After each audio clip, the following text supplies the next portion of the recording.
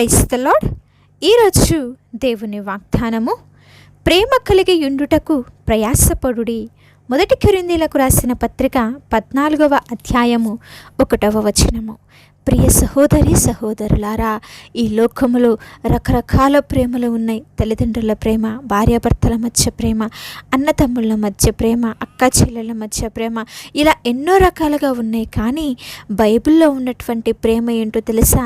Agape ప్రేమ, నిబంధన కలిగినటువంటి, ఏ స్వార్థము కూడా లేని నిత్య దేవుని యొక్క ప్రేమ అండి. అందుకే మనకు ఎన్ని ఆత్మీయ వరాలు ఉన్నా, ఎంత జ్ఞానమున్నా కూడా ప్రేమ లేకపోతే అవి అన్నీ కూడా వ్యర్థమని చెప్పి వాక్యము చాలా స్పష్టంగా తెలియజేస్తుంది. మరి ప్రేమ కలిగి ఉండుటకు ప్రయాసపడుడి అని వాక్యం చెప్తుంది కదా.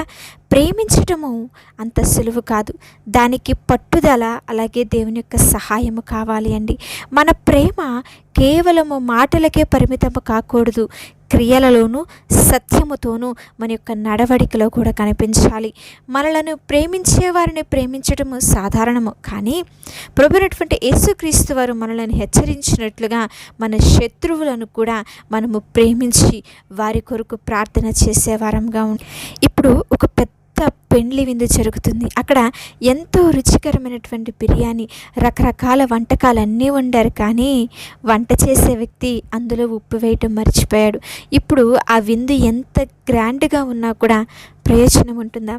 ఎవరైనా తింటారా? అలాగే క్రైస్తవ జీవితంలో కూడా ప్రార్థన, వాక్యము, బైబిలు జ్ఞానము, పాటలు పాడటము అన్నీ ఉన్నా కానీ ప్రేమ అనే ఉప్పు లేదనుకోండి, ప్రేమ లేకపోతే ఆత్మీయ జీవితానికి రుచి ఉండదు, అది దేవునికి ఇష్టకరముగా ఉండదు. మరి ఒక ఇద్దరు స్నేహితులు ఎడారిలో నడుస్తూ వెళ్తున్నారు. దారిలో అంటే ఇద్దరికీ గొడవ జరిగి ఒకడు ఇంకొకరి చెంప పైన కొట్టాడు. మరి దెబ్బతిన్నవాడు ఏమీ అనకుండా అక్కడ ఉన్నటువంటి ఇసుక మీద, ఈరోజు నా స్నేహితుడు నన్ను కొట్టాడు అని చెప్పి రాశాడంట. మరి కొంత దూరం వెళ్ళాక వాడు ఒక బురద గుంటలో పడిపోతుంటే కొట్టిన స్నేహితుడే వాడిని కాపాడాడు. ఇప్పుడు వాడు ఒక పెద్ద బండరాయి మీద, ఈరోజు నా స్నేహితుడు నా ప్రాణము కాపాడాడు అని చెక్కాడండి. స్నేహితుడు అడిగాడంట, కొట్టినప్పుడేమో ఇసుక మీద రాశావు, కాపాడినప్పుడు రాయి మీద ఎందుకు రాశావు అని. దానికి ఆ స్నేహితుడు చెప్పిన సమాధానం ఏమిటో తెలుసా? ఎవరైనా కీడు చేసినప్పుడు అది ఇసుక మీద రాయాలి, క్షమాపణ అనే గాలి దాన్ని తుడిచివేస్తుంది. కానీ మేలు చేసినప్పుడు రాయి మీద చెక్కాలి, అది ఎప్పటికీ కూడా ఆ వ్యక్తికి గుర్తుండిపోతుంది అని చెప్పి అన్నాడంటండి. నిజమే, దేవుని యొక్క ప్రేమ కూడా ఇతరులు చేసినటువంటి తప్పులను మనస్సులో ఉంచుకోలేదు, క్షమించి మర్చిపోయే గొప్ప గుణమునిస్తుంది. మరి లూకాసు సువార్త 10వ అధ్యాయంలో మంచి సమరయుడిని మనము చూస్తాము. మరి దోపిడీ దొంగల చేతిలో దెబ్బతిని కొన ఊపిరితో ఉన్నటువంటి వ్యక్తిని చూసి యాజకుడు, లేవీయుడు అందరూ కూడా దాటి వెళ్ళిపోయారు. వారికి వాక్యము తెలీదా? ధర్మశాస్త్రము తెలీదా? దేవుని గురించిన జ్ఞానం ఉంది కదా, అన్నీ ఉన్నాయి, కానీ వారిలో ప్రేమే లేదు. అయితే ఒక సమరయుడు ఆ ప్రాంతం గుండా వచ్చి నూనెను, ద్రాక్షరసమును పోసి తన గాడిద మీద ఎక్కించి డబ్బులు ఖర్చు పెట్టి వాడిని కాపాడాడండి. ప్రేమ అనేది కేవలము జాలిపడటం కాదు, అది అవసరంలో ఉన్న వారికి సహాయము చేయడానికి మన చేతిలో ఉన్నదాన్ని కూడా ఖర్చు పెట్టడం, అది మన క్రియలలో చూపించడం. రోమా సైనికులు ప్రభువైనటువంటి యేసుక్రీస్తు వారిని చేతుల్లో, కాళ్ళలో మేకులు కొడుతుంటే ఆయన కోపడలేదు, శపించలేదు. బదులుగా ఏమన్నాడో తెలుసా? తండ్రి, వీరేమి చేయుచున్నారో వీరెరుగరు గనక వీరిని క్షమించుము. నిజమే, ఎంత గొప్ప ప్రార్థన కదా. స్టెఫన్ను కూడా రాళ్లతో కొట్టి చంపుతున్నప్పుడు ఇదే ప్రేమను కనుపరిచాడండి. ఈ లోకపు ప్రేమ నచ్చిన వారిని మాత్రమే ప్రేమిస్తుంది, కానీ నిజమైనటువంటి దేవుని ప్రేమ, అగాపే ప్రేమ, మనలను బాధ పెట్టిన వారిని కూడా క్షమించమని చెప్తుంది, వారిని కూడా ప్రేమించమని చెప్తుంది.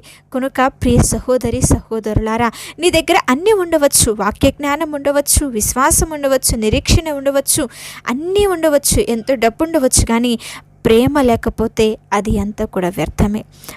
మనల్ని హింసిస్తున్న వారి కొరకు, బాధ పెడుచున్న వారి కొరకు ప్రార్థన చేయాలి, తోటి విశ్వాసుల కొరకు ప్రార్థన చేయాలి, సంఘమును ప్రేమించాలి. మన మాట, మన యొక్క నడవడిక అంతా కూడా ఇతరులకు మాదిరికరంగా, ఇతరులు మనలను చూసి నేర్చుకునే వారిగా ఉండాలండి. ఈ కొరింథీయులకు రాసిన 1వ పత్రిక 13వ అధ్యాయంలో చెప్తున్నాడు కదా, ప్రేమంట దీర్ఘకాలము సహిస్తుంది, దయ చూపుతుందంట, మత్సరపడదు, డబ్బా కొట్టు కోరుకోదు, స్వార్థాన్ని వెతకదంట, కోపపడదంట, అపకారమును మనసులో ఉంచుకోదంట.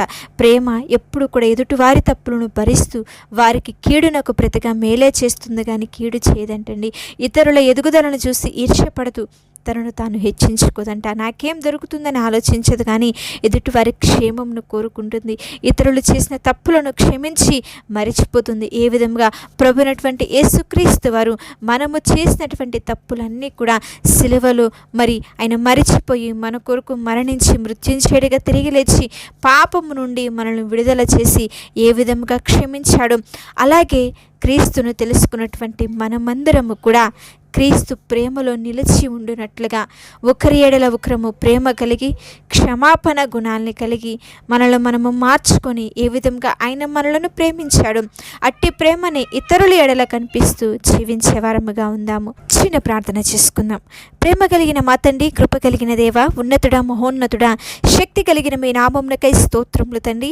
ప్రేమ కలిగి ఉండుటకు ప్రయాసపడుడి అని ఈనాడు మీ వాక్యము ద్వారా మాతో మాట్లాడినందుకు స్తోత్రములు. మాలో ఉన్నటువంటి స్వార్థము, గర్వము, అసూయ, క్రోధములన్నిటినీ కూడా తీసివేసి ఏ విధముగా అయితే మీరు మమ్మల్ని ప్రేమించారో మేము కూడా ఇతరులను ప్రేమించే హృదయమును ఈనాడు వాక్యం వింటున్న ప్రతి ఒక్క బిడ్డకి మీరు దయచేయమని ప్రార్థిస్తున్నాము. ప్రభువా, మా భక్తి కేవలము, మా ప్రేమ కేవలము మాటలకే పరిమితము కాకుండా క్రియలలో నీ యొక్క ప్రేమను చూపించే భాగ్యమును మాకు అనుగ్రహించండి. కుటుంబములలో, సంఘములో సమాధానమును, ఐక్యతను, ప్రేమను మీరు పెంపొందించమని ప్రార్థిస్తున్నాం. విన్న వాక్యము ప్రతి ఒక్క బిడ్డ హృదయాలలో ఫలించి తండ్రి లోకానికి వెలుగగా జీవించేలా మీరు అనుగ్రహించండి. మీ ఆత్మ ద్వారా నడిపించండి. ప్రతి ఒక్క బిడ్డ జీవితంలో మార్చి తండ్రి ప్రతి ఒక్కరు కూడా ప్రేమలో కట్టబడుటకు మీ కృపను అనుగ్రహించి మేలులతో నింపి సమాధానమును దయచేసి కృప చూపించమని యేసు శక్తి కలిగిన నామంలో అడిగి వేడుకొని ప్రార్థించుచున్నాము తండ్రి. ఆమేన్. అలాగే మీ ప్రార్థన అవసరతలు తెలియచేయండి. దేవుని ఉన్నతమైన కృప మీకు, మీ కుటుంబాలకు తోడై ఉండి నడిపించునుగాక.